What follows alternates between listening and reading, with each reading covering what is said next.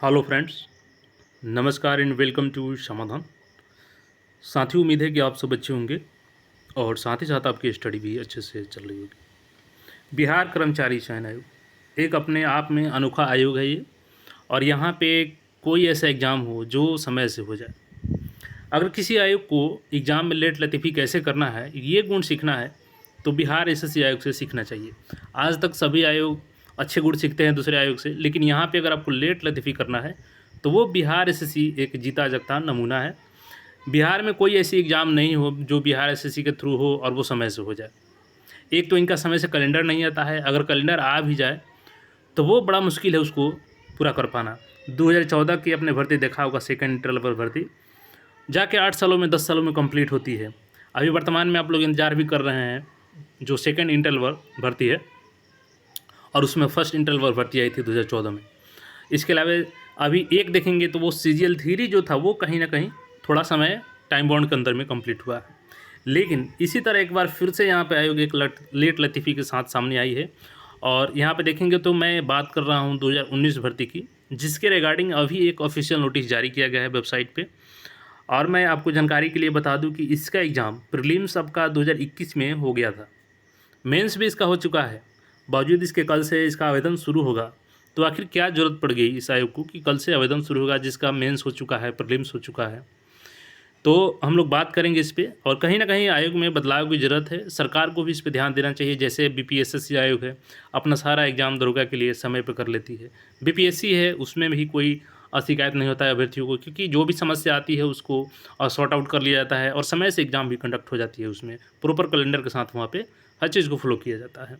चलते हैं हम लोग ऑफिशियल वेबसाइट पे और वहीं पे सारे अपडेट को समझते हैं कि क्या ज़रूरत पड़ गई बीएसएससी आयोग को। एक तो इनका समय से एग्ज़ाम होता नहीं है, अगर होता भी है तो उसमें त्रुटि कितना होती है, ये देख करके आपको समझ में आ जाएगा।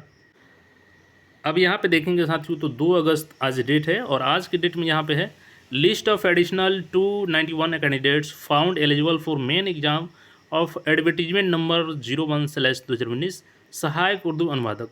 और इसके छात्र इतने परेशान थे, लगातार इन लोगों का कमेंट आता था कि सर अभी तक हम लोग का रिजल्ट नहीं आया। तो कारण ये था कि आपका प्रीलिम्स में कुछ अभ्यर्थी फिर से दोबारा एलिजिबल पाए गए हैं, जिनको कि पहले आयोग ने बाहर कर दिया था कि आप लोग मेंस में नहीं बैठ सकते हैं। तो आइए इस पीडीएफ को ओपन करते हैं और सारे अपडेट को देखते हैं। तो ये नोटिस है, देख सकते हैं 2 अगस्त का। आगे हम लोग बीएसएससी इंटर लेवल का आप लोग इंतजार कर रहे हैं एग्ज़ाम का, उसके बारे में भी अपडेट देंगे हम लोग। और जो सीजीएल 4 भर्ती है उसके बारे में भी हम लोग बात करेंगे कि वो कब तक आ रही है।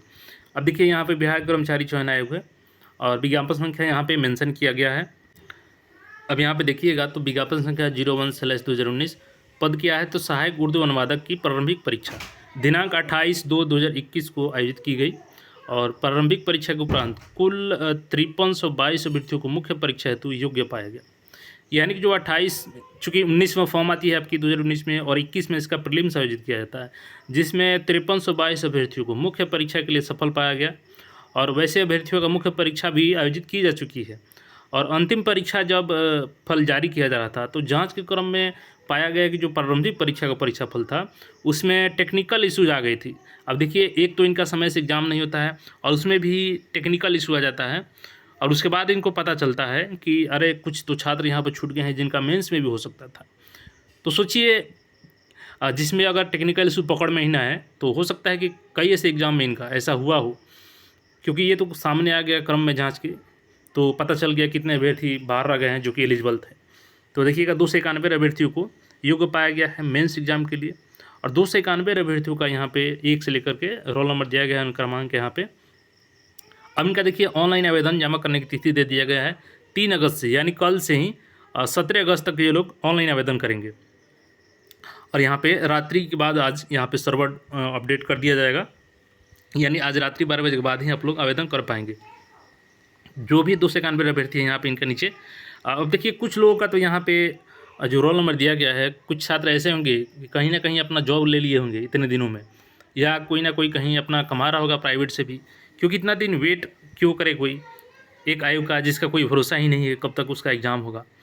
तो अब देखिए यहाँ पर 291 अभ्यर्थियों का निर्देश दिया गया है कि वेबसाइट पर आपको आवेदन भरना है। मुख्य परीक्षा दिनांक 29/8 को निर्धारित है। अब इनका मेंस का एग्ज़ाम जो है वो 29 अगस्त को लिया जाएगा बीएसएससी के द्वारा। और देखेंगे तो यहाँ पे रोल नंबर दिया गया है इनका, जिनका भी रोल नंबर है यहाँ पे अपना देख लीजिएगा। और आप लोग एग्ज़ाम में यहाँ पे शामिल होंगे 29 को, कल से आप लोग आवेदन भी कर पाएंगे। तो देखिए यहाँ पे इसमें सिलेबस दिया गया है मुख्य परीक्षा के लिए आपको। तो इसमें प्रत्येक पत्र के लिए 3 घंटे का समय रखा गया है। और प्रथम पत्र आपका उर्दू व्याकरण का होगा, उर्दू में संक्षेपण और निबंध लिखन है।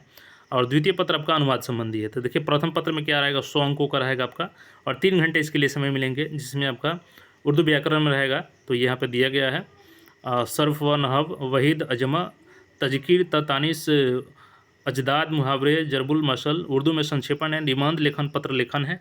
द्वितीय जो पत्र है आपका ये भी 100 अंकों का है, इसमें भी 3 घंटे का समय मिलेगा आपको। और हिंदू से यहाँ पे हिंदी से उर्दू में अनुवाद करना है, उर्दू से हिंदी में अनुवाद करना है, अंग्रेजी से हिंदी में उर्दू में करना है, और अंग्रेजी से हिंदी में अनुवाद करना है। यहाँ पर क्वालिफाइंग मार्क्स बताया गया है, जो जनरल अभ्यर्थी हैं 40%, पिछड़ा वर्ग का 36.5%। तो इस तरीके से बताया गया है यहाँ पे।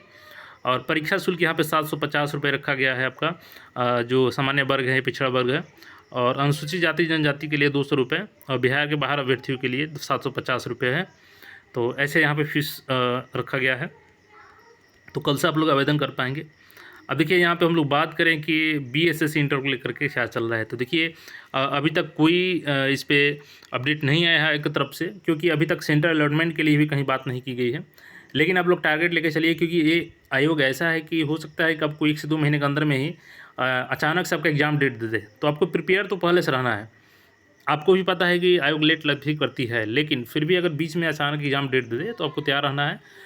सितंबर में तो अब कम चांस लग रहा है, लास्ट सितंबर से अक्टूबर के बीच में हो सकता है कि एग्ज़ाम कंडक्ट करा ले, क्योंकि एक कारण ये भी है कि अगले साल इलेक्शन है, और इलेक्शन को देखते हुए आयोग पे भी दबाव है सरकार का।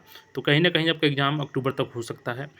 बात रही यहाँ पे CGL 4 भर्ती की, तो देखिए आरक्षण को लेकर के मामला पेंडिंग में है। लेकिन कल ही आप देखे होंगे कि जो प्राथमिक शिक्षा निदेशक हैं उनके तरफ से एक लेटर जारी किया जाता है, जो TRE 3 रिजल्ट है वो 50% आरक्षण के साथ रोस्टर मांगे हैं 1 सप्ताह के अंदर, ताकि उस पर रिजल्ट जारी किया जा सके। तो जब एक भर्ती यहाँ पे शुरू हो गई 50% आरक्षण के तहत, तो हो सकता है कि आयोग इसमें भी पहल करे और 50% आरक्षण के तहत ये भर्ती स्पेशल क्लॉज जोड़ करके आ जाए कि जो सुप्रीम कोर्ट का यहाँ पे जजमेंट होगा उसका असर होगा सभी भर्तियों पे। तो हो सकता है कि ऐसे जारी कर दे, या वेट करे सितंबर में जो 10 सुनवाई है उसकी। तो जैसी अपडेट होगी फिर मैं आपके साथ मिलूँगा। और कोई क्वेरी है तो कमेंट करके पूछ सकते हैं। बाकी चैनल पर है तो चैनल को सब्सक्राइब करके जुड़ जाए। फिर मिलेंगे नए अपडेट में। धन्यवाद।